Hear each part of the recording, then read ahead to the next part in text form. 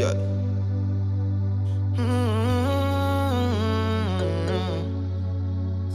Face à ma nerf. C'est le rendez-vous où nous décortiquons votre parcours, votre actualité. Face à ma nerf.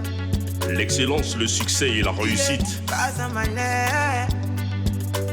Ah, face à ma nerf. Une seule frontière, c'est votre opinion, votre avis. Face à ma nerf. Yeah. Yeah.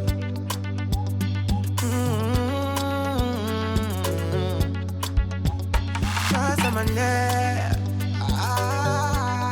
Yeah. Face à ma nerf. Yeah. Face à ma nerf. Face à ma nerf.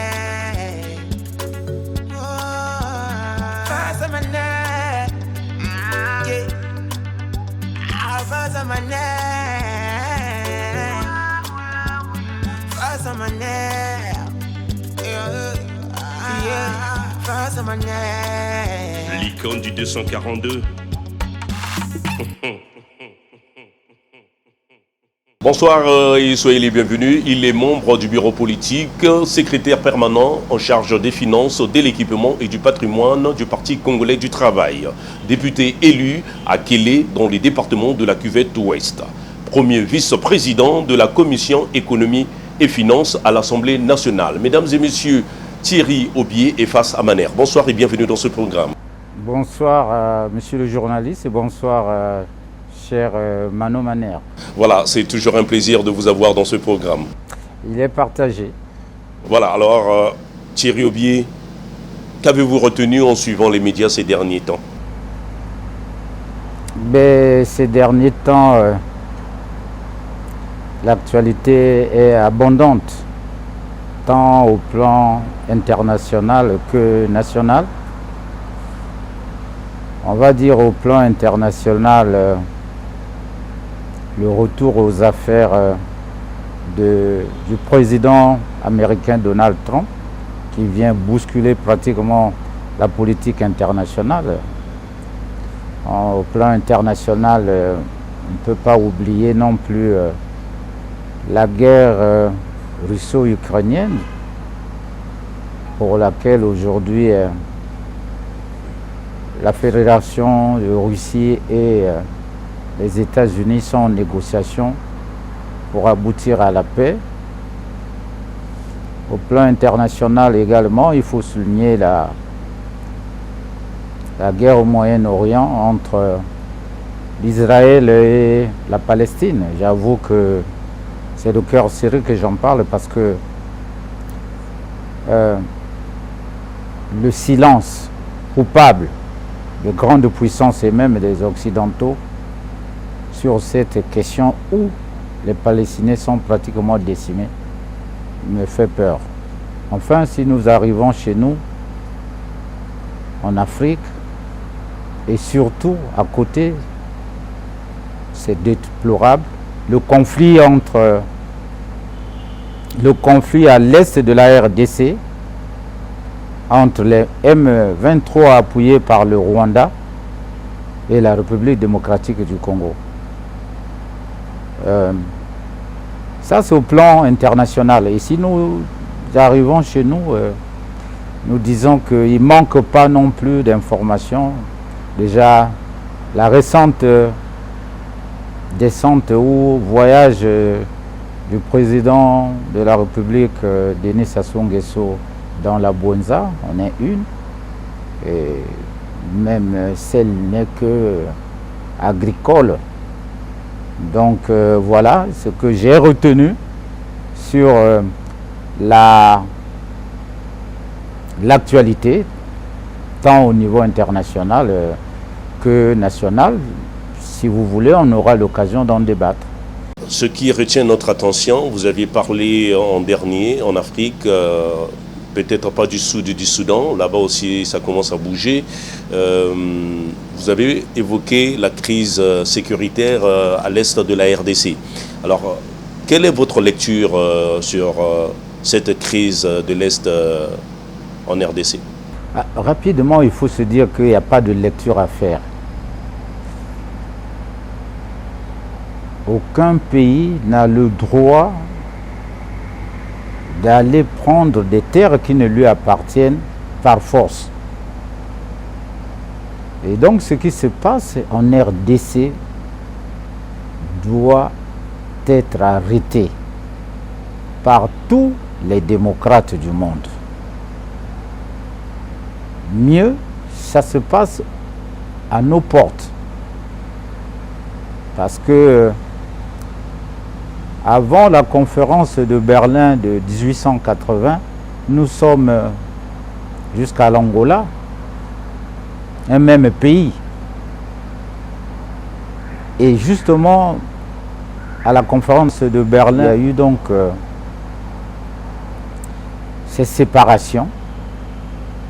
Et nous pensons que l'intégrité de chaque pays africain doit être observée par tous les pays, à commencer par nous-mêmes les Africains. Donc vous me demandez ma lecture sur ce qui se passe. J'appelle, n'est-ce pas, à l'arrêt des combats. Et nous avons commencé à observer que les deux parties, entendu la RDC et le Rwanda, ont commencé des négociations. Malheureusement, c'est le cœur serré que moi je le dis, qu'on soit allé si loin à Doha, là-bas au Qatar, pour trouver la solution alors qu'elle était proche ici, avec l'Angola, le président Lorenzo. Sur ce point, honorable, vous aviez dit que c'est presque à nos portes.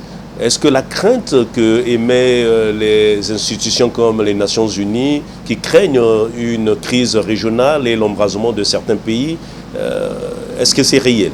Oui, cela est réel. Il ne faut pas oublier que la RDC, c'est 9 frontières. Et plus de 2400 kilomètres que nous partageons avec le Congo, Brazzaville.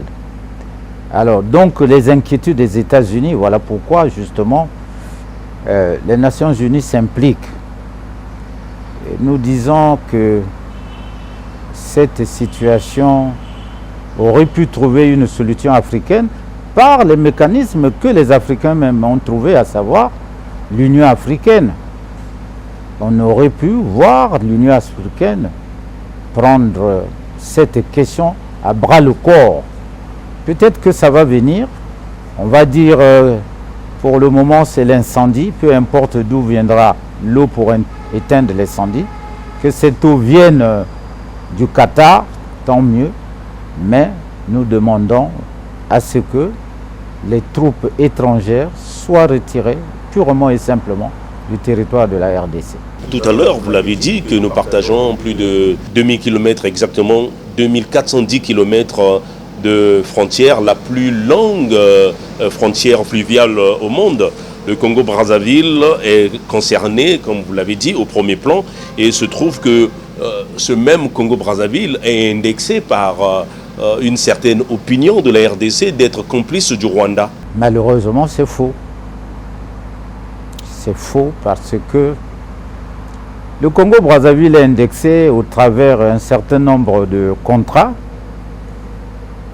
qu'il a eu à signer avec la République du Rwanda, ce qui est dans sa souveraineté. Je regrette, quand je fais la lecture des contrats, je trouve que les mêmes contrats que le Congo-Brazzaville a signés avec le Rwanda, la RDC en a signé exactement la même, et même bien avant. Ah bon? Alors, il faut faire attention, ne pas laisser la proie pour poursuivre l'ombre. C'est une énigme. Non, ça veut dire que la question, ce n'est pas le Congo-Brazzaville. La question est ailleurs. Ah bon? Bien sûr. Et cette médiation aujourd'hui assurée par la SADC, par les pays, par les États de la communauté de l'Afrique de l'Est, l'Angola est démissionnaire. Vous aviez fustigé tout à l'heure... Je n'ai pas fustigé, j'ai regretté. Ah, vous avez regretté la médiation du Qatar. Oui, qu'elle soit sortie du continent africain.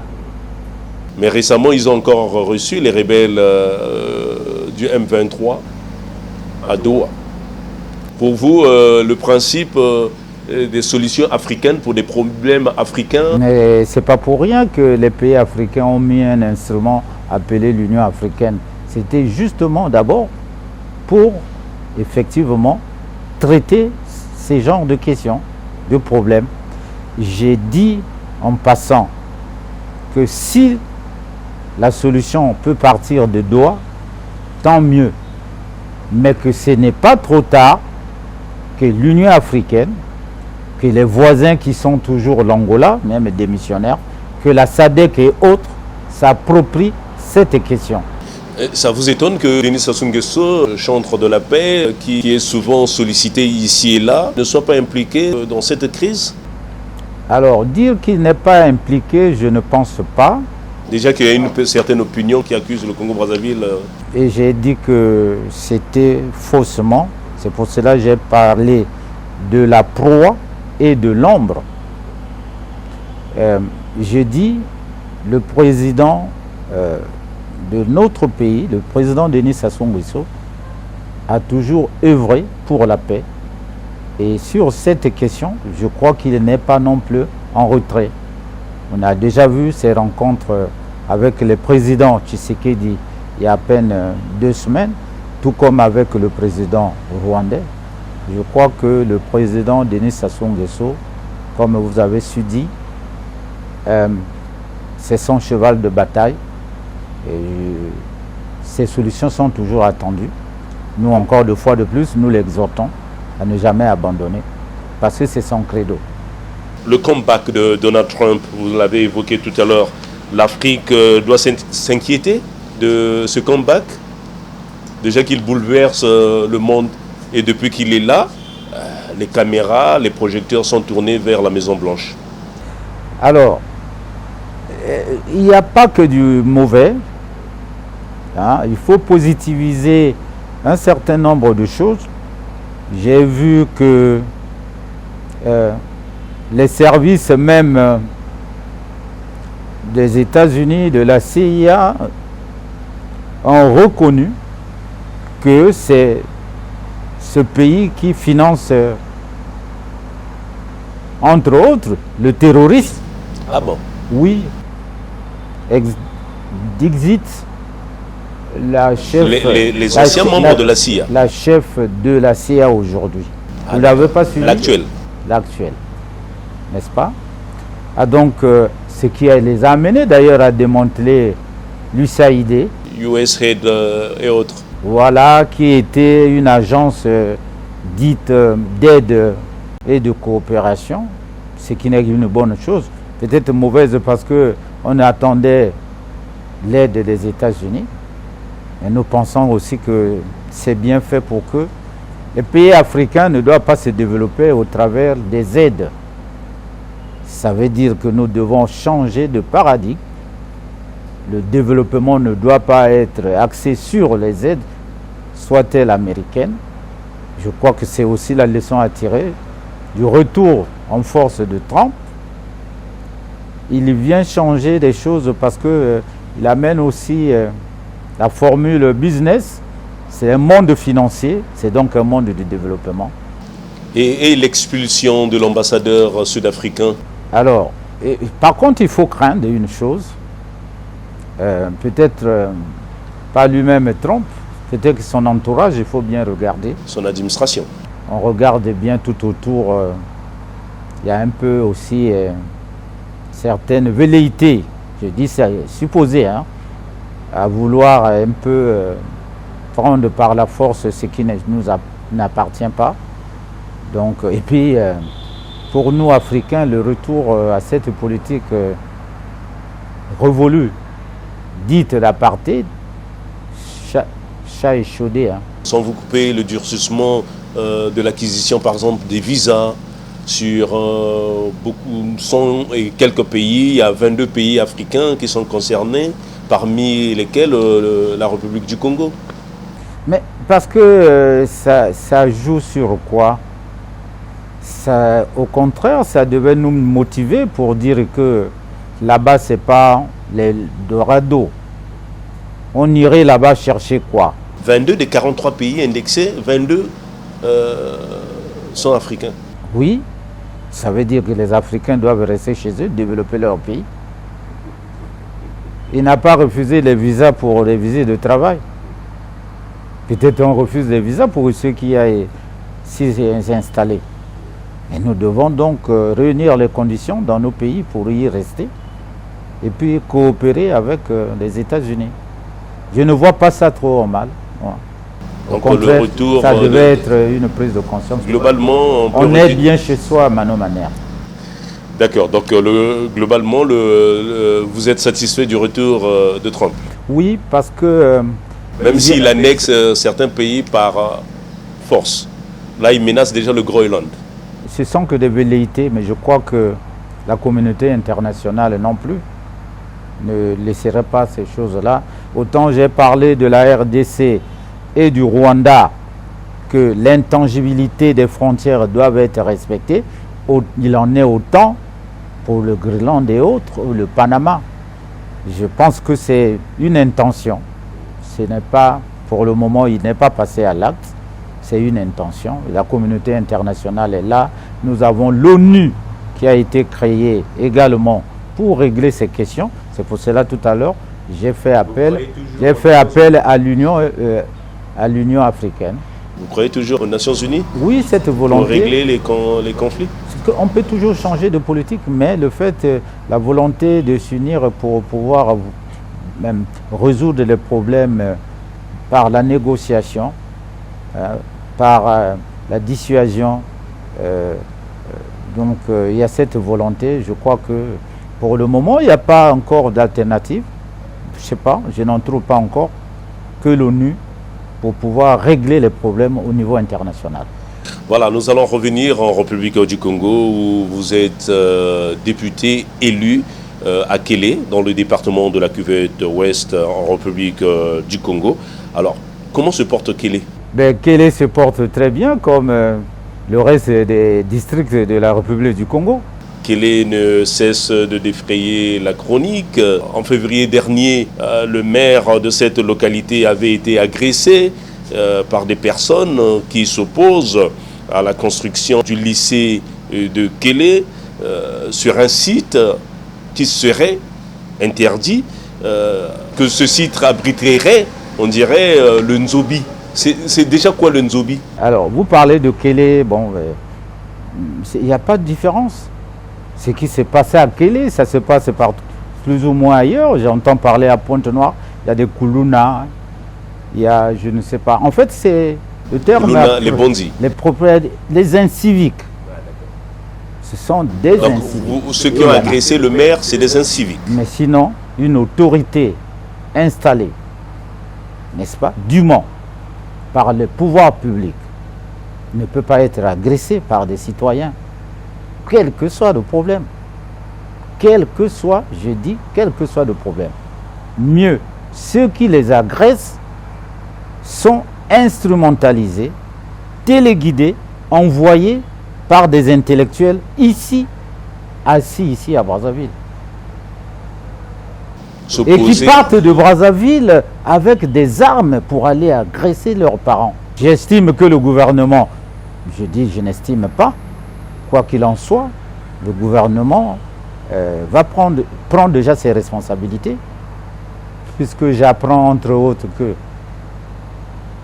les supposés agresseurs, je dis supposés, parce que ça sera établi, seraient convoqués par le tribunal à Evo.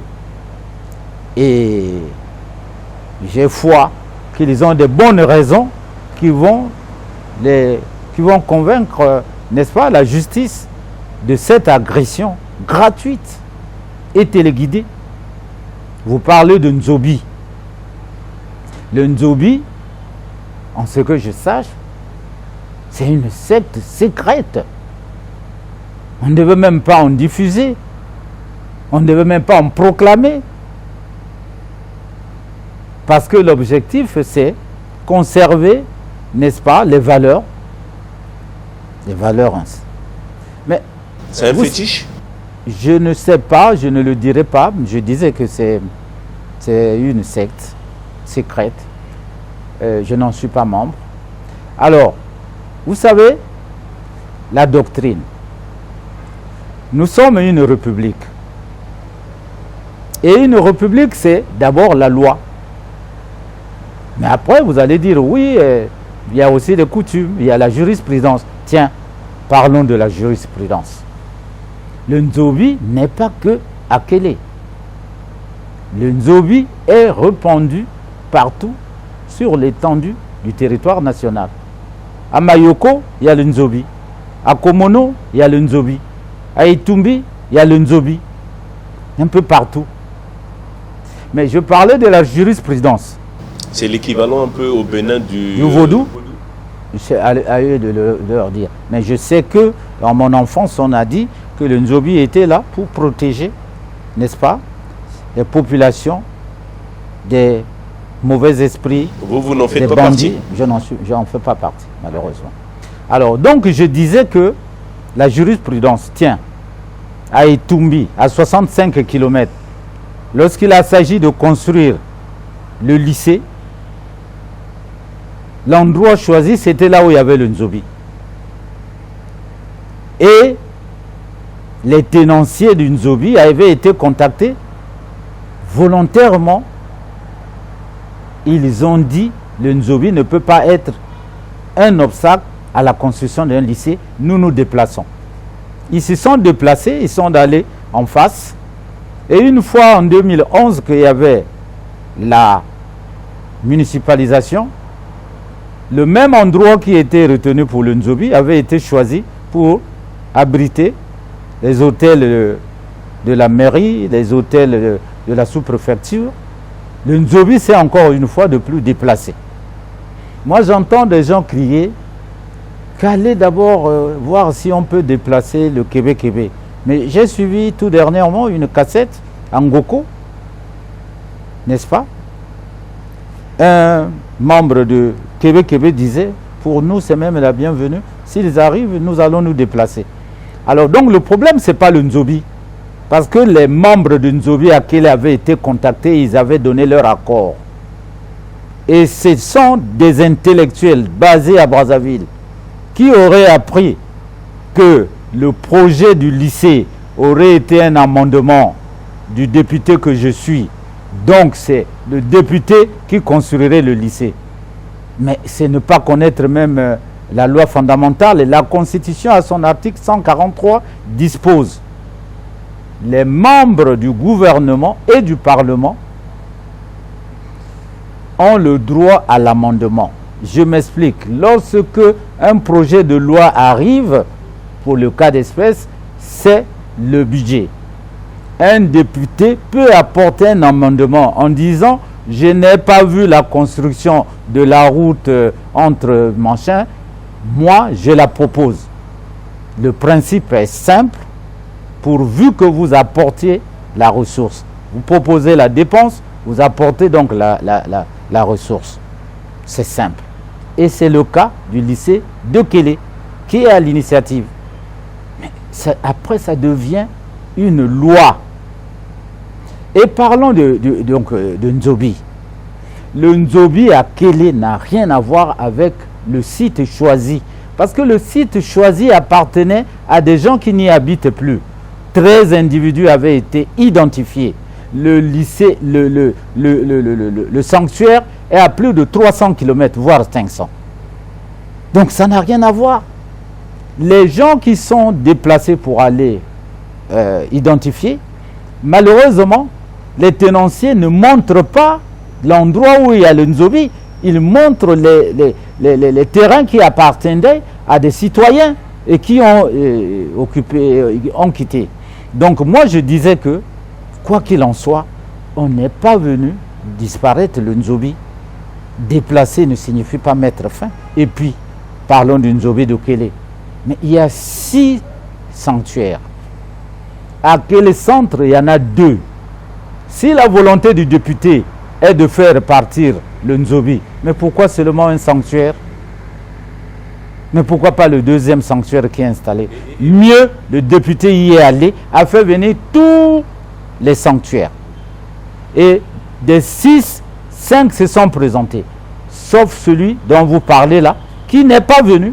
parce que Brazzaville avait appelé pour dire n'allez pas. Alors donc c'est des politiques qui ont des agendas cachés et il faut qu'on arrête, qu'on ne confonde pas. Mieux ce sont des intellectuels et des enseignants. Et moi je suis surpris qu'ils sont en train de passer dans des bureaux, à la présidence, à la primature, se faire entendre pour expliquer quoi? Qu'un député, c'est celui qui peut s'opposer à sa culture. Qui on veut tromper? Et puis, c'est l'épouvantail, pardon, pour dire « Ah non, sinon les gens vont mourir. Ah non, c'est les cultes. » Attends, le Nzobi est enregistré où? Le développement, oui, on va aller tous ensemble, y compris avec le Nzobi. Mais ça ne peut pas être un obstacle au développement d'un pays. Vous savez, le collège à Kélé est créé en 1965. Aujourd'hui, Kélé compte 22 écoles primaires, 2 collèges. Et à chaque fois qu'il y a le BPC, pas moins de 50 admis, 70. Mais si vous avez 70 admis, vous n'avez pas 2 classes de seconde, 25. On vous dit qu'il n'y a pas d'élèves. On parle d'un brassage, mais les brassages, ça veut dire que si on crée, d'autres élèves viendraient d'ailleurs. Mieux. Lorsque les enfants de Kélé vont à Itumbi, à Evo, le député qui vous parle est mieux placé. Parce que j'aurais mis au défi, aucun intellectuel de Kélé ne le fait. Moi, je prends en charge les 100 élèves, toutes séries confondues, de la seconde en première. Chaque mois, j'envoie de l'argent pour les soutenir. Arrêtez. On va arrêter. Il y a 2 ans, j'ai fait admettre 32 enfants de Kélé, toutes séries confondues. Je les ai soutenus jusqu'à avoir le bac. Aucun. Et ce que je regrette, c'est que lorsqu'ils ont eu le bac, certains ici à Brazzaville ont organisé des fêtes pour dire qu'ils étaient des professeurs. De quoi? Non, arrêtons. À un moment donné, voilà. Moi, ça me fait mal parce que personne ne s'est investi là-bas. Et puis, j'entends des gens qui veulent. On a déplacé le lycée, on a allé montrer là où on doit construire. Qui a le droit?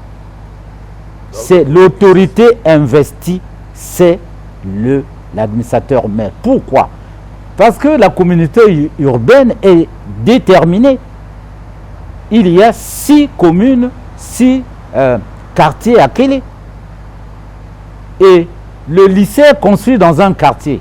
Qui est mieux placé pour dire là où il doit se construire? Si ce n'est pas l'administrateur maire. Donc c'est un conseiller, dit-il départemental, qui doit aller montrer, après avoir enterré les fétiches avec l'effigie du président et du député que je suis. Ah bon? Il faut qu'on arrête, on est sérieux, c'est la République, il faut qu'on arrête. Donc, et ceux qui vous accusent, pourquoi vouloir seulement coûte que coûte, construire sur ce site, qu'est-ce qui est caché? Est-ce qu'on ne peut pas déplacer? Mais c'est parce que vous faites peur, peut-être aux gouvernants ici, vous croyez que si on déplace, il y a des gouvernants qui sont derrière ça. Peut-être eux, ils sont derrière. Je dis les tenanciers, nous les avons reçus. Ils nous ont dit aucun souci. Donc le problème est ailleurs. Donc Thierry Obié, avec les accusations du genre irrespectueux de la tradition, des valeurs ancestrales, serait contre la tradition. Vous n'êtes pas... Mais respectons d'abord la loi, c'est la loi fondamentale. Ce sont, dit-on, des juristes. Envoyer quelqu'un d'ici avec des armes, aller taper un maire. Moi, j'ai déjà dégagé le Nzobi pour que je suis... vous savez, il n'y a pas mieux que moi qui respecte les traditions. Nzobi, vous savez que je suis le seul à Kélé à avoir organisé un mariage traditionnel dans mon village. J'ai amené ma fille avec son fiancé depuis Brazzaville ici. Et nous sommes allés. Voilà quelqu'un qui ne respecte pas la tradition. Je suis allé là-bas, c'est pour démontrer comment, n'est-ce pas, traditionnellement, on vit à Kélé, comment on se marie. Il y en a eu 2, vous avez déjà entendu parler à Kélé. Et pourquoi, en parlant de ce mariage, On a appris partout que c'était somptueux. Vous aviez déplacé le couple plus de 800 km de Brazzaville, et pourtant le couple est de Brazzaville. Pourquoi organiser un tel mariage au cœur, d'aucuns diront, dans la forêt? C'est pour prouver quoi? Vous dites une chose et son contraire. C'est au cœur de la forêt, c'est somptueux. Non, l'objectif était que nous devons conserver nos traditions et les enfants doivent savoir d'abord d'où viennent leurs parents et comment le mariage est coutumier. Ce n'est pas une innovation. Quand vous allez devant l'officier d'état civil pour un mariage, la première des questions que vous pose, est-ce que vous avez été marié coutumièrement? La coutume Mbéré ici à Brazzaville. C'est pour cela que j'ai amené ma fille pour dire coutumièrement, c'est donc à Kélé. Et le mari, comment a-t-il réagi? Amoureusement. Ben, je pense qu'il faut féliciter le jeune homme qui aime sa femme, aime donc la culture de sa femme. Alors pour revenir à l'agression du maire, agresser une autorité en public, d'aucuns diront bastonner, comme on l'a lu dans certains réseaux, un maire de la République, d'aucuns se poseraient la question de savoir où est passée l'autorité de l'État. Bon. Est-ce que les maires ne sont pas protégés? Les maires n'ont pas de garde du corps? Bon, tout ça, je n'accuse personne, mais je pense que c'est derrière nous. Le plus important, c'est qu'est-ce qui reste à faire, n'est-ce pas? Que la justice fasse son travail? Exact. Exact, voilà. La justice doit faire du travail et je crois que le gouvernement est sur cette lancée que les acteurs de ces actes doivent répondre devant la justice. Déjà, ce n'est pas à moi d'apprécier, chacun fait son rôle. Je crois que la justice est mieux placée. Donc on laisse à la justice faire son travail. On laisse à la justice faire ce travail. Mais je vous vois que vous étiez choqué. Ce sont quand même des parents. Ce sont des parents. Et moi, je suis plus choqué parce que j'ai vu un certain présumé notable. Vous savez, les notables ont des cannes de notabilité. Et quand j'entends que ce site-là, il y a la notabilité ici, il y a quoi? Un notable qui prend sa canne et tape un administrateur maire. Et après, il veut solliciter à être reçu par les autorités qui ont placé le maire. Heureusement, de ce que j'entends, qu'ils ne sont jamais reçus. Parce que, pas parce qu'ils ne devaient pas l'être, mais parce qu'ils doivent d'abord répondre devant la justice. Nous allons quitter Kélé pour parler de la République, puisque c'est vrai que vous êtes député élu à Kélé, mais vous êtes député national. Tout mandat impératif est nul. C'est la Constitution. C'est-à-dire que lorsque vous êtes député, vous n'avez pas un mandat impératif. Vous ne vous occupez pas de vous. Vous êtes national, comme vous venez de dire. Voilà, donc député élu à Kélé, dans le département de la Cuvette-Ouest, membre du secrétariat permanent du Parti congolais du travail, en charge des finances, du patrimoine, et vice-président de la commission économie et finances et contrôle de l'exécution du budget à l'Assemblée nationale. Toutes ces casquettes nous emmènent à vous poser la question, comment se porte le Congo? Bon, je crois que pas mal. Le Congo se porte bien parce que d'entrée de jeu avec vous, nous nous sommes intéressés à une question fondamentale, à savoir la guerre. Et nous avons regretté que juste à côté de nous, chez nous ici, à nos portes, il y a la guerre. Et je dis, le Congo se porte bien parce qu'il n'y a pas la guerre ici. Les citoyens congolais dorment, se réveillent. C'est déjà quelque chose s'ils se portent bien parce qu'il y a la paix. Vous allez me dire oui, comme certains, la paix ne se mange pas. Mais oui, nous connaissons des difficultés, c'est vrai. Mais j'ai foi. J'ai foi en ce que les solutions vont être trouvées. J'ai parlé de la paix comme condition première, sine qua non même, disons-le. Mais vous voulez parler un peu des questions économiques et financières. Je disais que le gouvernement et le président de la République sont en eux. puisque le Congo vient de passer le dernier examen, à savoir la 6e revue a été concluante, n'est-ce pas, avec le Fonds monétaire international. Et moi, comme je venais de le dire, que c'est des périodes, nous connaissons des périodes de tensions de trésorerie, mais j'ai foi. Au parti, nous avons appelé le président de la République, chez nous ses camarades, Denis Sassou Nguesso, comme étant le timonier. Ça veut dire que quand il y a le bateau, il y a l'orage, il est toujours aux commandes. Donc nous pensons que le Congo va sortir de cette situation. Et vous, en tant que financier, c'est vrai, lorsqu'on voit la dégradation des routes, dès qu'une pluie s'annonce, vous direz peut-être que d'aucuns diront que la pluie n'est pas un obstacle, mais nous qui vivions à la cité, c'est devenu un obstacle. Il y a l'inquiétude, il y a la panique, les routes sont dégradées ici et là, et en passant, il y a des grèves ici et là, il y a certaines institutions qui sont jusqu'à aujourd'hui impayées, et vous-même à l'Assemblée nationale, vous avez des retards. J'aurais appris que vous avez plusieurs mois de retard, des impayés. Alors, en tant que financier, qu'est-ce que vous préconisez face à cette situation? Ah bon, alors, ce n'est pas une situation voulue par un individu. Ce n'est pas la volonté d'un individu. Peut-être qu'il faille expliquer comment on arrive à ce genre de situation. Il y a donc un déséquilibre dans le système économique et financier qui souvent est dû à quoi? Quand on parle d'économie, le système économique et financier. Donc nous sommes un État, pour se développer, il se dote d'un budget. Un budget signifie des recettes d'un côté, et de l'autre, il prévoit des dépenses. En dehors de ceux de fonctionnement, il y a des dépenses donc dites d'investissement.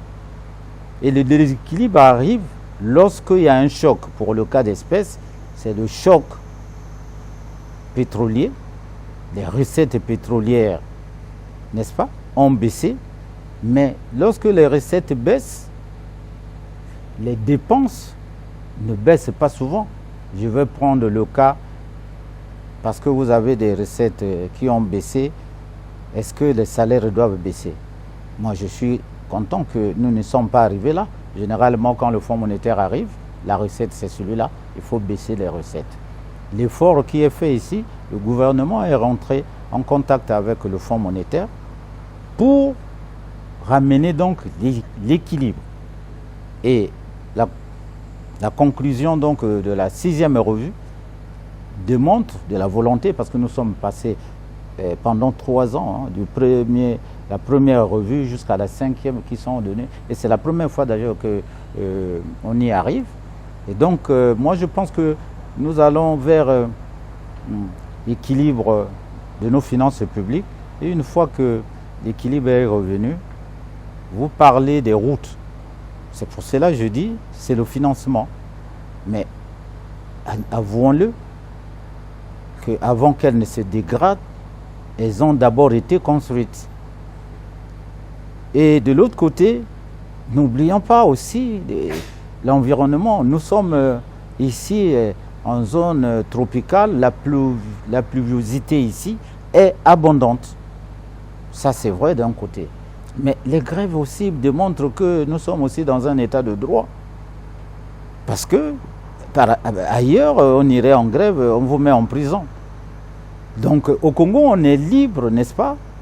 Voilà, d'aller en grève, c'est sa liberté. Et pourquoi les travailleurs vont en grève? 2, pour demander les conditions, l'amélioration des conditions de travail ou l'augmentation des salaires. Bon, il y en a peut-être qui vont en grève, comme vous le dites, parce qu'il y a les retards des salaires, mais ce qui est à admirer, c'est la volonté du gouvernement qui est prête à écouter à travers des dialogues. Donc, il y a des rencontres entre des partenaires. Et voilà pourquoi nous disons aussi, ce n'est pas moi qui le dis, c'est le président, on peut faire la grève, mais ne cassons rien. Ne cassons rien. Et vous avez parlé de nous-mêmes parlementaires. Voilà, des parlementaires sans ressources. Parce que c'est vrai qu'en République du Congo, le député est très social. Le député participe aux veillées mortuaires, aux enterrements. Tout à l'heure, vous aviez évoqué... Mais il faut sortir de ce schéma où c'est des députés et le gouvernement a trouvé la parade. Le gouvernement a trouvé la parade. Permettez, honorable. Tout à l'heure, vous avez évoqué, vous envoyez chaque fois de l'argent pour soutenir des lycéens. Alors, et certains n'ont pas peut-être ces ressources. Est-ce que ce n'est pas un danger avoir un parlementaire sans ressources? Non, je disais. C'est pas une bombe à retardement demain? J'ai voulu vous parler de la parade que le gouvernement a trouvée. N'est-ce pas? Sous d'autres cieux, il y a ce qu'on appelle la sécurité sociale. Mais chez nous, la sécurité sociale, et j'ose le dire, hein, sans me tromper, c'est la solidarité. Voilà pourquoi j'envoie de l'argent. Mais le gouvernement a trouvé que désormais, il faut l'assurance universelle, soit maladie et autres. Le fait est que les gens soient assurés, n'est-ce pas? Demain, on n'a plus besoin d'un député. Parce que quand il est malade, son assurance le prend en charge. Il n'y a pas que les fonctionnaires. Même si vous travaillez au champ, vous êtes assuré. Voilà la parade que le gouvernement apporte. Est-ce que ça serait possible qu'un député soit élu sans promesse? Si on dit seulement qu'un député au Parlement ira seulement pour parler, est-ce que vous avez la chance d'être élu en République du Congo? Oui, un député peut être indépendant. Mais si c'est un député d'un parti, ses promesses, c'est de son parti. C'est donc son parti qui établit la ligne de campagne. Pourquoi il envoie un candidat? Et si ce parti-là arrive au pouvoir, il exécute les promesses. Mais si vous êtes seul, indépendant, vous êtes élu, comment vous allez arriver? Vous n'aimez pas les indépendants, hein, apparemment. Le système est tel que... Une expérience amère? Non, pour le moment, la loi l'autorise. La loi sur les élections autorise les indépendants. Et s'il m'était donné de donner mon point de vue, je disais, on va petit à petit jusqu'à éliminer que ça soit que des partis. Parce que le but, c'est quoi? On vise quoi? Le pouvoir. Alors, les élections, on vise le pouvoir. Tout à l'heure, vous avez parlé que le Congo va surmonter les crises, le meilleur est à venir. Alors, pour ceux qui pensent que la République du Congo serait un chaos, vous répondez quoi à cela? Ce sont des pessimistes et peut-être que vous ne trouvez pas leur... Vous voulez taire des quêtes. C'est ceux qui se disent opposants, non? Vous ne voulez pas le dire? Et puis un État ne peut pas être en chaos. On parle de chaos s'il y a guerre. Nous sommes en guerre pour qu'on dise que le Congo, c'est un chaos. Il y a rien qui vous disent à côté que voilà, il y a des retards des salaires. Mais mano manière, allez demander aux fonctionnaires, ceux qui sont en activité, parce que moi je le suis plus depuis 10 ans, allez leur demander combien de mois l'État congolais leur doit. Vous êtes fonctionnaire? Je ne sais pas. Mais vous ne parlez pas ça du bien. En parlant, pourquoi vous résumez le Congo à la fonction publique? Exactement. C'est pour cela que je disais tantôt que, aussi, si vous allez, n'est-ce pas, dans le privé, je ne sais pas si vous avez des statistiques.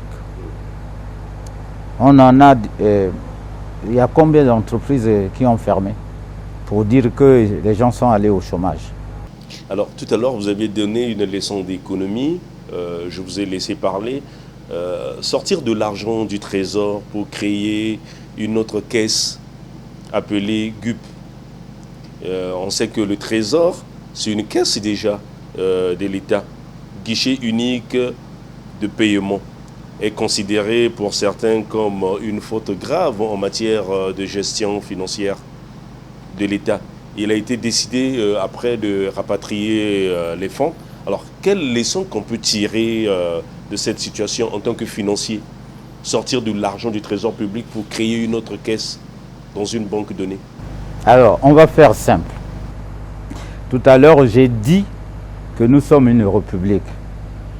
Donc, au-dessus, c'est la loi. OK?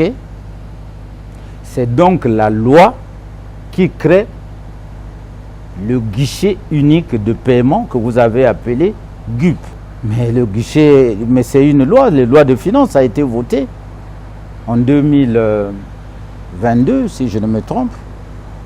Sinon 2021 ou 2021 ou 2. Voilà. Donc le GUP est créé par la loi. Il n'y a qu'une loi pour mettre fin au GUP. C'est pas ça. Parallélisme de forme.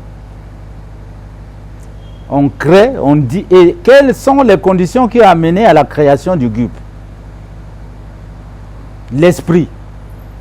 Alors, le constat fait que les recettes collectées n'allaient pas toutes au trésor. Et même si elles y allaient, on ne les voyait pas. Ce que j'appelle, il y avait donc le tout humain. Et on a dit qu'il faut sécuriser la recette. Donc il faut la capter par un moyen autre que le manuel. C'est comme ça qu'on a dit, on le met à la banque. Et maintenant... Le trésor n'est pas une banque? Le trésor, pour le moment, n'a pas la fonction bancaire. Actuelle? Non. Et donc, il y a une loi qui est venue mettre fin au GUP. Laquelle? C'est qu'il y a une disposition dans la loi 2024 qui crée la fonction bancaire au trésor. Et demander que les recettes de l'État quittent la banque pour repartir au trésor, j'ai dit que c'est d'abord la loi, nous parlons de la loi, mais il faut que la nouvelle disposition qui abroge la première soit pratique. C'est-à-dire, une fois que le trésor a sa fonction bancaire, et comment ça va se passer? Ça veut dire quoi, la fonction bancaire? Si vous êtes un contribuable, monsieur Mano Maner, vous êtes donc appelé à payer un impôt, une taxe, on vous donne le RIB. Parce que vous, quand vous payez quelqu'un à la banque, c'est un RIB qu'on vous donne. Le RIB, c'est le relevé d'identité bancaire. Donc, on vous donne le RIB de trésor, qui est déjà une banque, et vous faites l'opération. Et c'est sécurisé. Parce qu'il y a la traçabilité. Donc, le débat de dire, en début d'année, on va pouvoir sortir, n'est-ce pas, l'argent de la banque pour amener au trésor, mais c'est un pas en arrière, 3 pas derrière, parce que le trésor n'a pas encore ces conditions-là, n'est-ce pas? Si vous repartez au tout humain, au manuel. J'ai entendu des éminents ministres, l'ancien ministre des Finances dit que c'est une faute parce que la disposition demande qu'il n'y a qu'un seul compte au trésor. Mais je rappelle que, comme je viens de le dire, la seule disposition, ce n'est que la loi. Et la loi des finances peut abroger d'autres lois. Donc c'est la loi des finances qui a créé le GUP, c'est la loi des finances qui doit mettre fin au GUP. Donc en tant que parlementaire, c'était passé au Parlement? C'est bien passé au Parlement, moi qui vous parle. Donc c'était un sujet à débat. Et l'objectif, je le dis encore une fois de plus, c'est sécuriser et donner la traçabilité à la recette. Voilà, on va parler d'autre chose. Parlons de la jeunesse, que d'aucuns qualifient ce que vous appelez opposants, qualifieraient de sans perspective d'avenir. Les politiques congolais, vous les politiques, vous instrumentalisez souvent cette jeunesse, vous ne jurez que sur cette jeunesse, la jeunesse ci, la jeunesse cela, année de la jeunesse, et pourtant au finish, elle est abandonnée. Bon, je ne sais pas, je ne fais pas de distinguo on va parler de jeunesse, mais vous dites, vous l'instrumentalisez. Contre quoi? C'est le constat. Contre quelle couche? Contre quelle couche? Souvent dans vos meetings. Oui, mais on l'instrumentalise et ça veut dire on privilégie quelle couche? Mais je pense que le message, c'est clair, si c'est le président de la République pour dire l'avenir du Congo, c'est la jeunesse. Voilà pourquoi on la met en avant, le président de la République. Maintenant, ceux qui pensent que, autrement que l'avenir de la République, ce n'est pas la jeunesse, mais qu'ils mettent la jeunesse en retard. Voilà. Et alors, parlons de l'instrumentalisation. Non, il s'agit d'un discours clair qu'il faut expliquer, où en 2024, le président a dit il y aura création d'emplois pour les jeunes. Plus de 100 000 emplois. Ok. Mais vous n'avez perçu la création des emplois que au travers de la fonction publique. Quand le président création de l'emploi, on va arriver tout à l'heure, il revient de la Bouenza, qu'est-ce qu'il vous a dit? Il a vu des jeunes gens, des jeunes filles. Il y a même, j'ai vu le président avec l'image d'une jeune fille qui explique avec, je crois, le maïs. C'est pas ça la création de l'emploi. Et ils sont aujourd'hui encouragés, encadrés et même financés par des institutions de la République, donc par le gouvernement, au travers le FIGA, au travers la CPCE, au travers. Pourquoi on ne dit pas cela? Peut-être que parce que le gouvernement communique moins. Peut-être. Il va falloir parler. Et puis, moi, personnellement, je suis allé en mission dans la zone économique spéciale de Pointe-Noire. Mais j'ai vu que le président a été même modeste en imaginant qu'on pouvait créer 100 000 emplois. Le fait d'avoir été là-bas, je crois que chaque année là-bas, on peut créer même plus de 100 000 emplois. La seule chose qu'il y a à demander, ce sont des obstacles administratifs, les obstacles fonciers qu'il faut éviter. Il faut demander que le gouvernement mette la main pour éviter des obstacles. Il y a des sociétés qui viennent s'installer. Nous avons vu une société qui veut fabriquer des génériques, mais qui ne le fait pas parce qu'il y a un certain nombre de documents qu'on a demandés, qui ne sont toujours pas prêts. Il faut attendre. Alors ça, c'est le gouvernement qui doit diligenter. Mais si vous avez fabriqué ces génériques-là, tout à l'heure, vous avez parlé des hôpitaux. Ça veut dire que les hôpitaux sont ressourcés par des produits à moindre coût. Donc moi, je ne suis pas prêt à démentir ce qu'a dit le président. Au contraire. Alors, il n'y a pas un budget pour la jeunesse comme tel. Encore une fois. Le budget, ça veut dire quoi? Mais lorsque je dis que dans le budget, n'est-ce pas, des lignes avaient été allouées à des structures de l'État comme le FIGA. Le FIGA, ça veut dire c'est un fonds, n'est-ce pas? N'est-ce pas? Ils vont à la fois investir, il y aura une garantie. Et puis, donc si le FIGA est retenu dans le budget pour financer des jeunes qui peuvent créer des emplois, ça veut dire que la jeunesse se trouve sans compte. Il faut plutôt encourager. Alors, je ne sais pas, moi, que je ne comprenne pas la question. Comment vous pouvez dire il n'y a pas un financement pour la jeunesse? Je dis celui-là, on est un. Celui-là, on est un. Mais il y en a. Il y en a encore. Nous regrettons pour le moment, peut-être parce que avec la situation dans laquelle nous nous trouvions en programme avec le Fonds monétaire, le budget d'investissement est réduit, parce que c'est ça la question. Mais au niveau du budget d'investissement, si nous avons un budget d'investissement, c'est pour créer l'emploi, c'est pour créer la croissance. Ça, c'est la programmation budgétaire, elle est faite par le gouvernement. Nous sommes pas en 2026.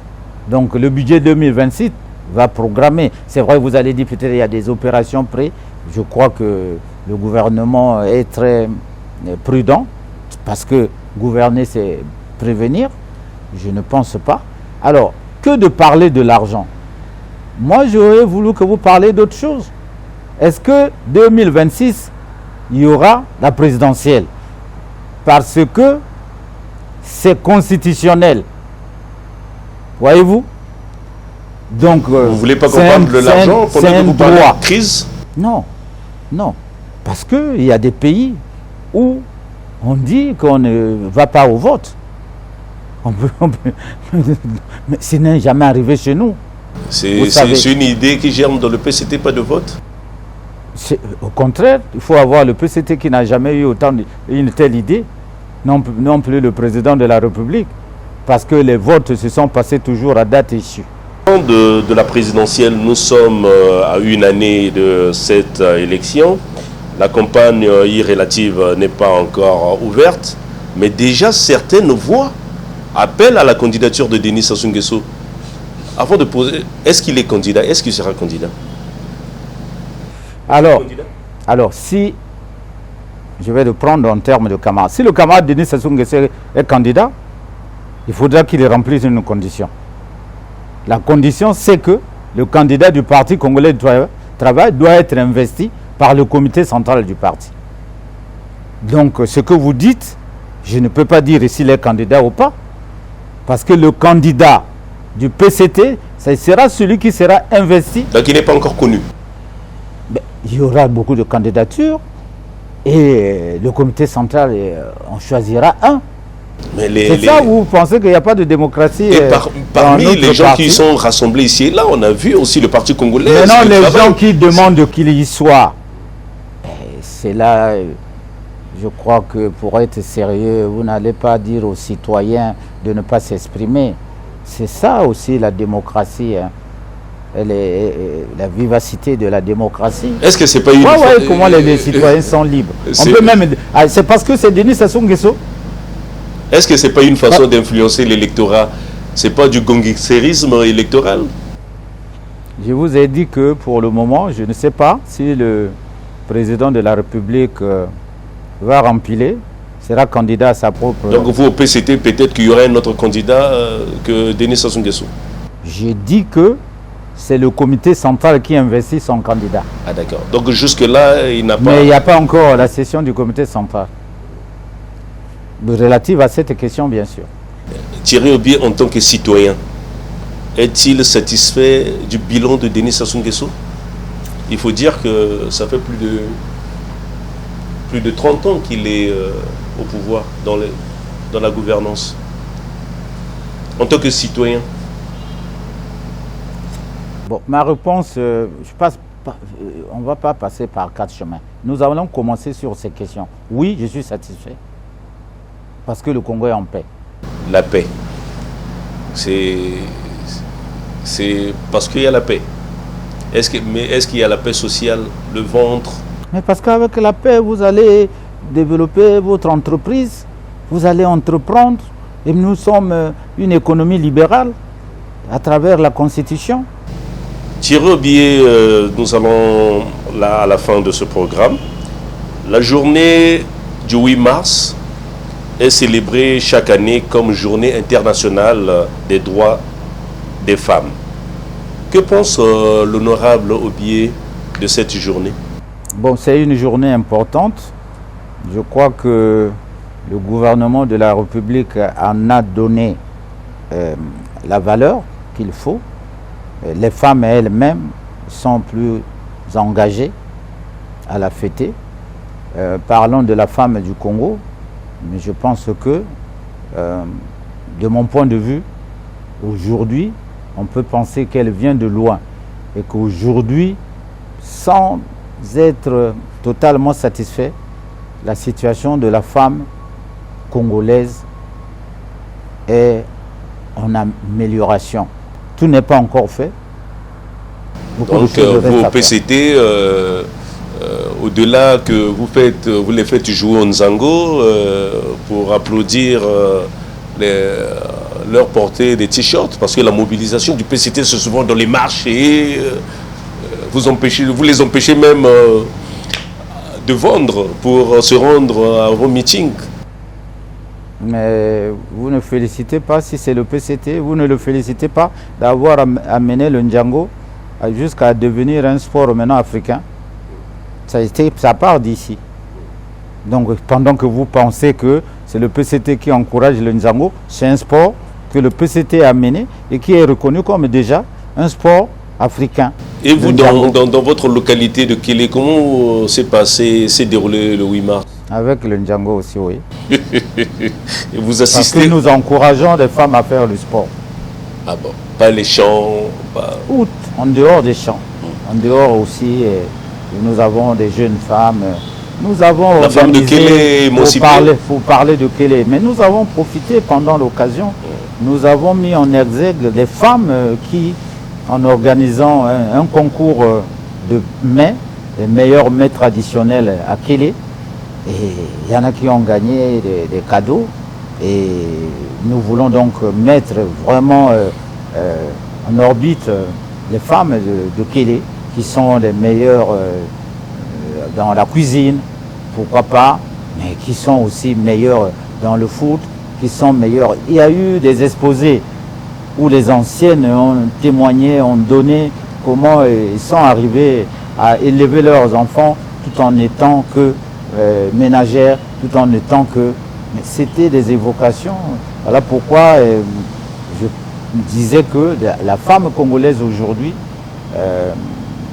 il y a encore beaucoup à faire, mais le parcours qui l'amène à ce jour est élogieux. Thierry Obié, qu'est-ce qu'on peut retenir? On retient que aujourd'hui le monde change avec l'arrivée de Trump et nous, au Congo, nous devons réfléchir sur désormais la voie à donner également à la politique internationale. Nous avons parlé de la guerre à côté, que notre pays également... À l'est de la RDC. À la RDC, notre pays a intérêt à s'investir pour que la paix soit retrouvée chez notre voisin. Parce que quand la maison de l'autre brûle, il faut apporter de l'eau. Nous avons parlé des élections. Nous disons que nous souhaitons que ça se passe dans la paix, parce que pour nous c'est l'essentiel. Et nous avons parlé de la situation économique, parce que nous avons évoqué les grèves. Nous disons que nous avons foi que c'est passager, cette situation va passer. Et nous avons enfin parlé de Kélé. Une fois de plus, j'insiste que personne n'a le droit de refuser le développement d'une communauté. Ce qui se drame à Kélé autour du lycée n'a pas de raison d'être. Ce sont des agendas cachés. C'est des politiques, mais qui se cachent derrière une espèce de secte pour laquelle ils n'y appartiennent même pas. Voilà, encore une fois, je ne manque toujours pas de vous dire combien je suis heureux toujours de répondre à vos questions qui ne sont pas faciles, soit dit en passant. Merci honorable, c'est un plaisir partagé et c'est toujours un bonheur.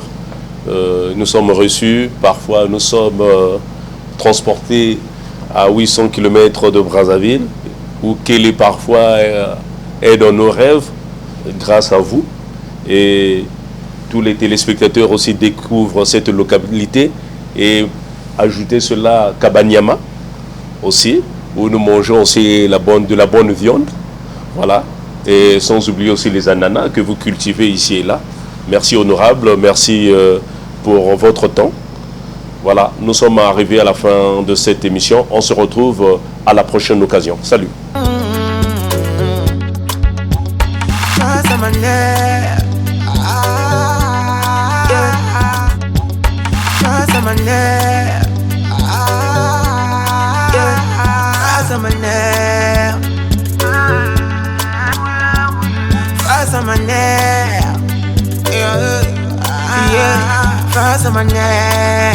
L'icône du 242.